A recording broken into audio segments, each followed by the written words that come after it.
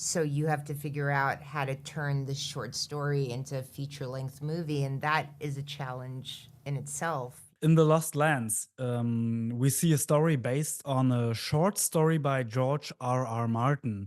What was your first thought when the possibility of the project, the possibility of adapting it, was presented to you?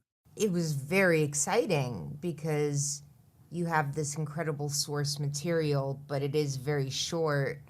So you have to figure out how to turn this short story into a feature-length movie, and that is a challenge in itself, you know? Yeah, and I was Mila was actually the one who brought me into the project. She introduced me to the story. She's a huge George R. R. Martin fan. She's read all of his books. So when this possibility came up, she said, "You need to get involved in this and kind of build out the world," which I did with Konstantin Werner, who wrote the screenplay. And it was very exciting because the short story to me had two great concepts. One was it was an adult fairy tale. It told this great, it had this great moral, be careful what you wish for, but it had a darkness that you associate with George R. R. Martin.